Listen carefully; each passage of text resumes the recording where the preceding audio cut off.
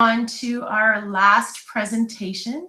I'm going to open the floor up to Megan McDonald from Rideau Valley Conservation to introduce our next speaker. Hi, everyone. I hope you can hear me. I just want to say congratulations to Karen and Murray. I hope that was a surprise for you. So my name is Megan McDonald, and I manage the Shoreline Naturalization Program at Rideau Valley Conservation Authority. I'm very happy to introduce my colleague, Rebecca Whitman. Rebecca is a proud wife, mother, and outdoor educator who calls Foley Mountain Conservation Area her home. For close to 14 years, Ranger Rebecca has provided curriculum-based outdoor learning at Foley Mountain to thousands of children from across Eastern Ontario. Her work inspires generations of children to cherish nature and care for our environment. Her recent development of the Foley Mountain Forest School program has further deepened her connection to outdoor play and hands-on experiences. Rebecca holds a Bachelor of Science with honors in biology from University of Ottawa, a Bachelor of Education from Lakehead University, and is a member of the Ontario College of Teachers. She is also the recipient of the Watershed Interpreters Network Excellence in Watershed Education Award.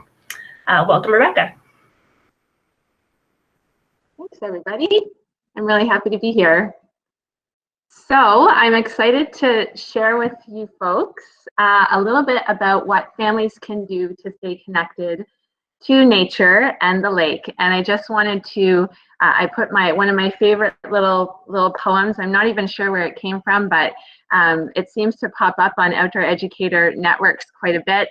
There's dirt on my shirt, there's leaves in my hair, there's mud on my boots, and I don't really care. And that is a great philosophy to follow when you are outside with kids. Don't be afraid to get dirty. Don't be afraid to get in there and really explore and get connected with the land and the lake around you. So that's what I wanted to start my presentation off with. So in the presentation, I'm going to go through some of the sort of general benefits of being outdoors and some tips around being in the outdoors with children and supporting their play and learning.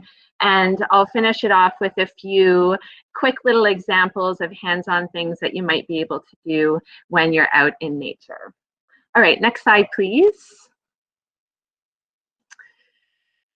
So I'm sure, as we all know, and as we all have experienced ourselves, there are piles of benefits to being outside, not just for little people, not just for children, but for grown-ups too. So being in the outdoors has all sorts of positive impacts, both physically, cognitively, for mental health, for all sorts of reasons. So in terms of physical development, when kids are outside, first off, they're just naturally more active. They are building confidence.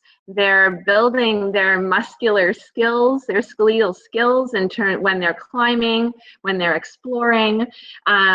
They are working on building their ability to manage risk, which I'll talk about a little bit later on in the presentation. Some of you may have heard the term risky play. So we'll talk a little bit about that and supporting kids in developing resilience and risk management. It's a place where kids are learning in a hands-on way. It's very engaging for them. It provides opportunity for children to learn about things that they're interested in. It provides opportunity for all sorts of different kinds of learners. So in the education world, we call that multiple intelligences. So it just is a really rich environment for that. It nurtures a child's sense of wonder, their imagination, their problem-solving skills. There are benefits for mental health in terms of stress and anxiety, as I'm sure you know, that has been in the current situation. We've heard a lot about that also as a public health message for folks to get outside, connect with nature, get that fresh air, get that sunlight. So these are all benefits for us to try and get outside and connect with the outdoors. Next slide, please. So I wanted to share a few tips that I've gleaned over the years about getting outside with your family. So the first tip I would pass on is to just make sure that you're setting reasonable expectations. So I learned long ago, specifically when I was teaching snowshoeing type programs, that it's always better to end on a positive note. So we always go for fairly short snowshoes during our winter programming because I prefer to bring back a group of kids who are happy and still have a bit of energy rather than dragging a whole bunch of kids behind me who are just really super tired and done with the whole experience. So sometimes it doesn't, in my experience, it doesn't matter if you get around that whole trail loop. Sometimes the wandering along 100 or 200 meters and taking your time and poking and exploring and observing and connecting, that is often a more valuable experience than necessarily getting around, 3 kilometers or 1.5 kilometers or whatever you hope to do that day. So that's was a good lesson for me to learn, because I am a person who likes to have a goal and likes to have a plan, and so it does take a little bit of skill to let yourself let those things go. But that's just one tip that I really have picked up over the years. Being prepared. So appropriate gear and clothing, I've passed along some resource information that I think will be posted later, but we like to use the philosophy of there's no such thing as bad weather, only the wrong clothes. So I've passed along a few tips at the end of things that are good not only for children, but also for grown-ups, obviously, to keep our bodies healthy and happy when we're outside so that we can enjoy more time outside. Really letting the children take the lead is something that I've learned over my career as well. So, as much as I might have a plan of things that we want to see and things that we want to talk about, really going with what the children are interested in, taking those teachable moments, and really building on them and going with those things, because that's what the children are interested in and that's what they're going to be most engaged in. Also remembering that play is a really important part of healthy development and learning. So sometimes there's this conception that, play is just for kids, maybe it's not structured, it's maybe a bit of wasted time, but really what the science is showing is that play is very, very important, and that there's an incredible amount of learning that happens when children are playing. So again, when I said setting reasonable expectations, if you find your children are just more interested in climbing and jumping off things or playing a game along the trail, that is all really rich learning that's happening. So just take a step back and realize that there's amazing things happening, even though you might not be, hiking the trail that you thought you were going to hike. Kids are curious. They want to know what's happening. We're curious too, but kids are so curious, and it's infectious. And so really giving yourself a chance to harness their curiosity is so valuable. I've learned a lot about asking wonder questions. So I might, for example, walk along a trail and see a little hole in the ground. And my approach over the last few years has been less of, hey, come on over here and see this chipmunk hole in the ground, and more, hey, I wonder what made this hole. And some children may be interested in that and may come over and say, oh, yeah, I wonder what made this hole. I think a rabbit made this hole. Oh, how big is a rabbit, I wonder? Do you think a rabbit could fit down here? And this just sparks a whole conversation. As I said, some children may grab onto it and be interested. Some may not. And the wonder question may just sit there and no one may engage. And that's okay too, because we can ask a wonder question about the next thing we see. Oh, I wonder where this acorn came from. So it's just a way of really embracing the fact that kids are so curious and want to know what's happening. One other thing I would suggest, and I've got a few more tips later on in the presentation, is really encouraging the sensory experience is really important and does foster some really rich and deep connections with the landscape around them. Okay, next slide, please.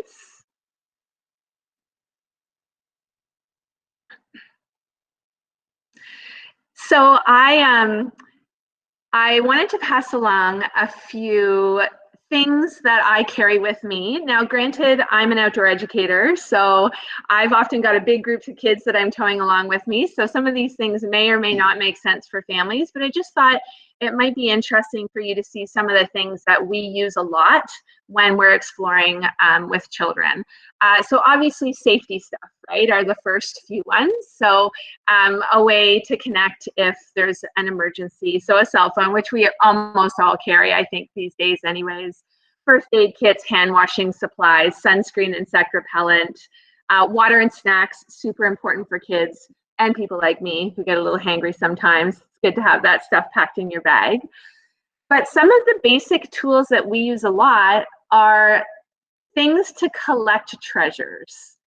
Obviously, we encourage children to leave the forest the way they find it. And we encourage them not to take things out of a place like Foley Mountain, which is a conservation area. But that doesn't change the fact that sometimes we want to pick things up. We want to bring them back with us. We want to have a closer look at them. Maybe we want to make something with them. So we often bring things like buckets or containers, but even paper sandwich bags or Ziploc bags.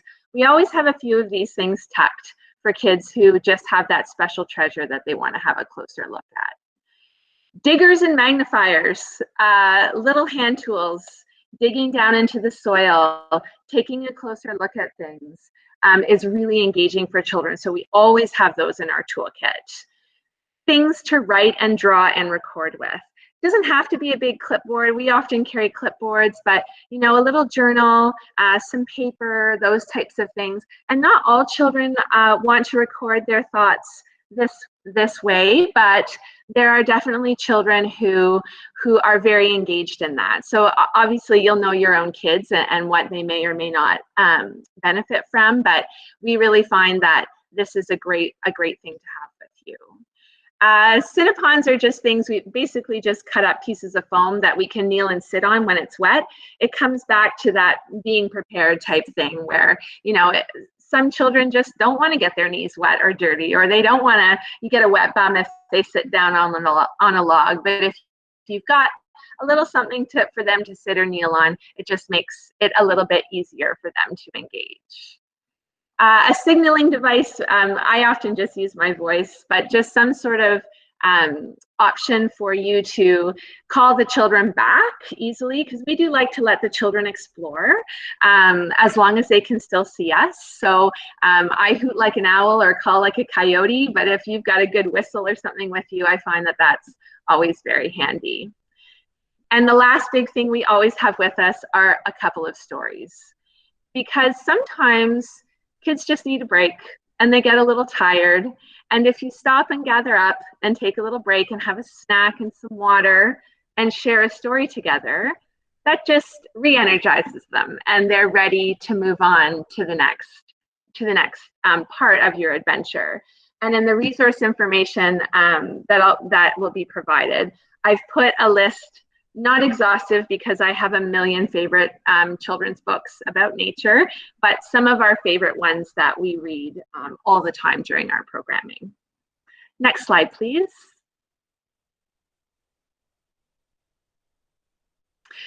So supporting risky play. I'm not sure how many people have heard this term. It's a new word term, I would say, of risky play. And basically there's a definition there. It's a thrilling and exciting activity that involves a risk of physical injury and play that provides opportunity for challenge, testing limits, exploring boundaries, and learning about the risks of injury. So this is all about kids learning how to be resilient and how to manage risk properly. And the outdoors is a very rich place for kids to have the opportunity to engage in this type of play. So I felt like it was important just to touch on it. You'll see the image that I've used here. This is something that circulates a lot in outdoor educator communities as well. And it's the concept of what to say to kids instead of be careful. Because we want kids to understand that they need to decide for themselves how they should manage a particular situation, and whether they should or should not do it, or how they can do it safely. So these are just a few tips that I would suggest people have a look at. So for example, this past week at Forest School, the forest was very wet. And we like to play on big downed logs. We like to climb up on them. We like to balance and walk along them. And so we all know that when big logs get wet, they get slippery. So our approach this week was, rather than saying, oh, friends, we need to be careful when we're climbing on there, we said things like, oh, did you notice it rained last night and today the log is wet? I wonder what that means. And we opened the conversation with our students. And from there, the conversation morphed into, oh yeah, this is a little bit slippery on my rubber boots today, because of course they're all wearing rubber boots in the rain. And then we had a talk about, oh, okay, well, if it's slippery, I wonder if we can still play here. How can we do this safely? And they decided that rather than walking on their feet, they would crawl on their hands and knees today, and that would be okay. So these are just really great suggestions that you can use. Things like, oh, I see you're doing that. What's your plan right now? How are you going to get down from there? So rather than saying, oh, be careful, you might fall, that's really high. What's your plan? How can we talk through this? So that's just a little bit of information to sort of think about that, because when kids are outside, these are the things that they'd like to do. Next slide, please.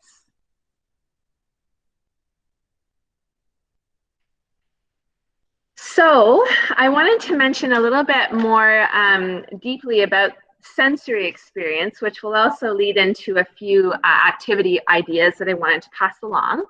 So the outdoors obviously has lots of rich opportunity for using your senses. Here are some things that we find we talk a lot about at our programming. So really looking around and focusing to see what's around you. So we use the term owl eyes, and we don't always carry binoculars or things. The kids often will have magnifying glasses, but just putting our hands up to our eyes sometimes helps us focus on things that we might see around us. And this week, even though we didn't have binoculars at the pond, there were ducks across the pond, and we used our owl eyes to focus our sight and to try and count to see how many they were, to see if we could observe their colors, to see if we could observe what they're doing. This week in the forest, there was lots of wind going through the trees. There was lots of sounds happening. So we suggested, okay, friends, let's put on our deer ears. We all know that deer have big ears that help them to hear. And you can make the same ears yourself by cupping your hands around your ears like this. And if you do that in the forest, you'll find that just like a deer, it will help you capture those sounds that are happening around you. Touching things. It's okay to touch things and get your hands dirty and wet and grimy and gooey, because we brought all our hand washing stuff with us, so we can wash them anyways, no big deal. So using those textural words like rough and smooth and soft and fuzzy and squishy and slimy are all great things to encourage. The smell, we all know the forest smells different times of year. It smelled different after it rained this week versus when we had a dry week in the autumn. So really taking those deep breaths of fresh air and observing. Tasting, as we all know, maybe not the best idea to eat things that you find in the forest unless you are a foraging expert and you're 100% sure, but we often just focus on bringing tasty snacks instead, so that we're not tempted to eat all the red berries we find. Next slide, please.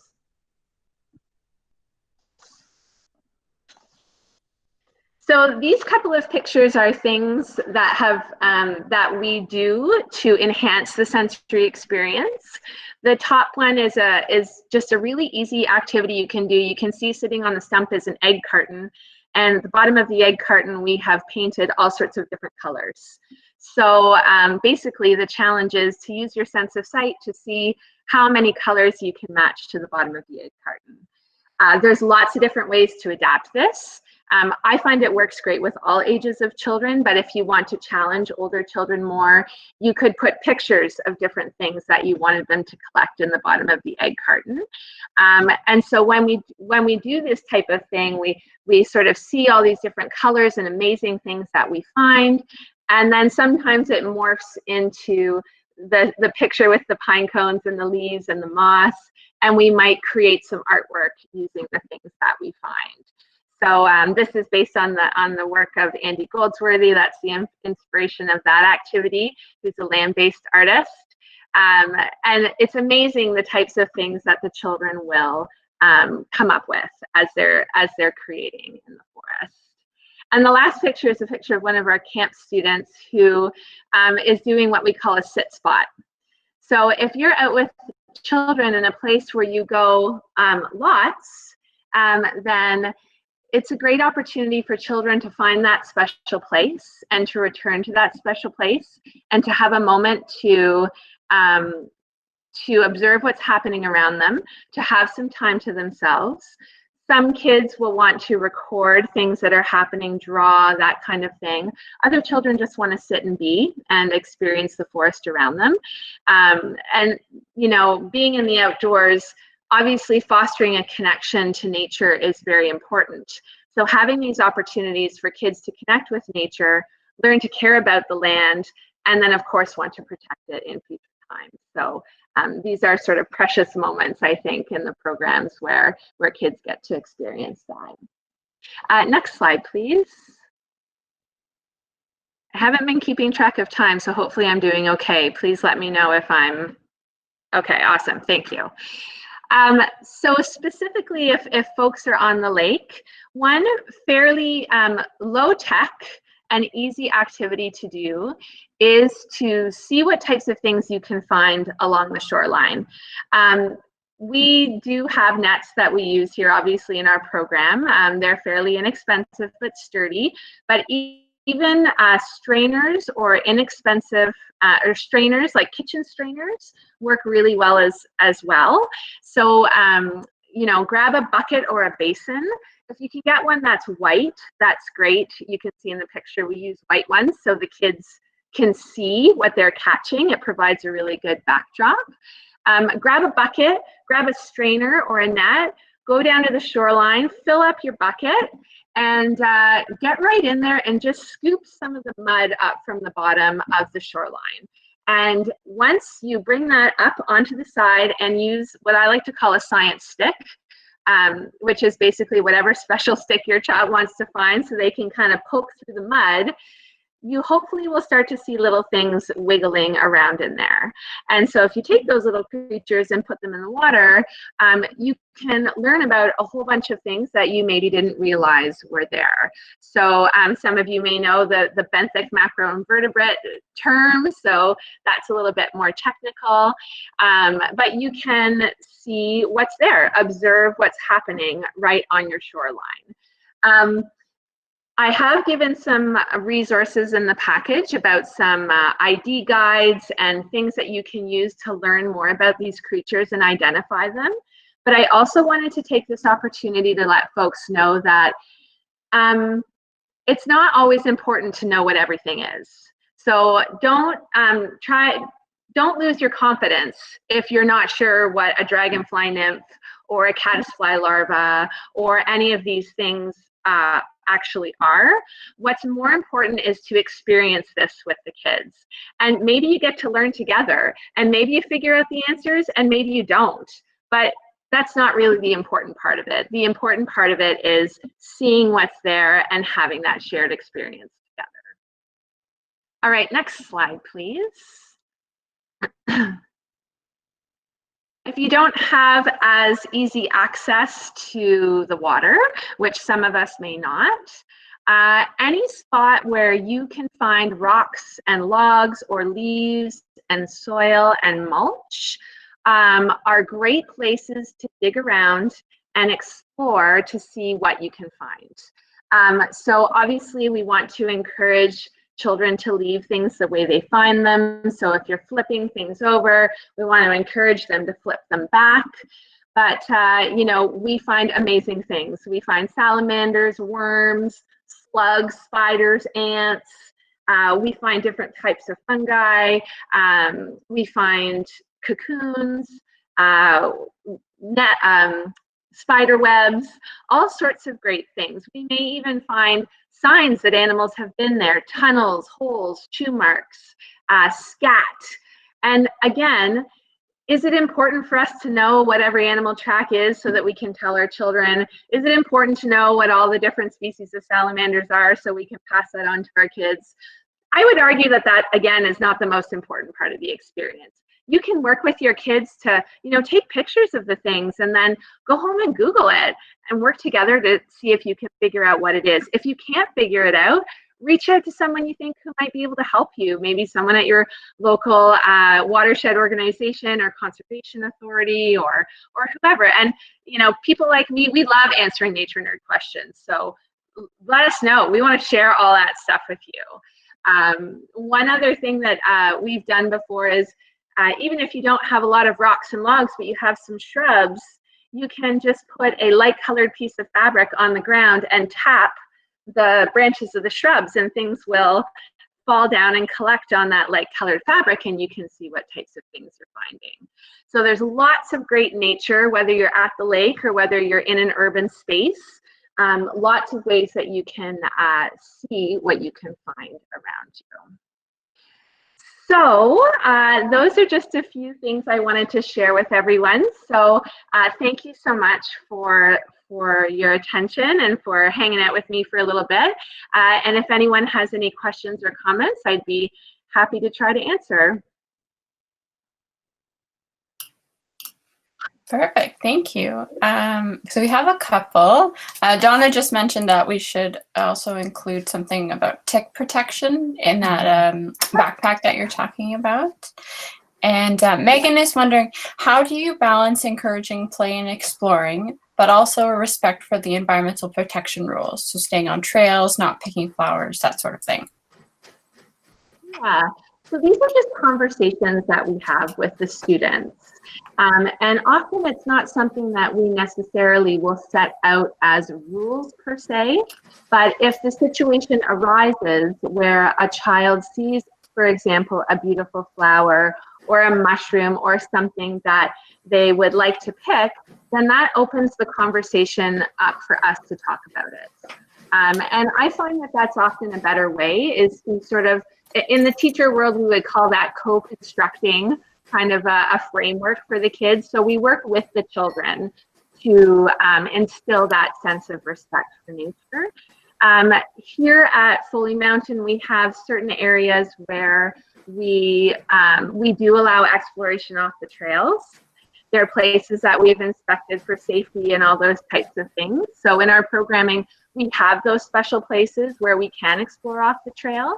But again, you know, those are conversations you can have with your kids before going to a specific area. You know, maybe look through the rules with them for maybe a provincial park or a national park, and say, here are the things that we can do when we're there, and here are the things that we can't do because we want to leave that space for all the people who are coming after us. Perfect. Craig is just mentioning that it's great to raise awareness about the importance of water quality for younger generations, so good stewardship and protecting our environment. I'm sure many of you know about different citizen science projects that have been mentioned, so we put in iNaturalist. I put that another great resource is local field naturalist groups. So they often have Facebook groups and they can help with ID. Many of you probably participate in water rangers, so that's another great one to get out on the lake. And then just one more question from Jim here. He says that he noticed in one of the photos you're holding a snake. He lives on the lake north of Parry Sound, which is Massasauga rattlesnake country.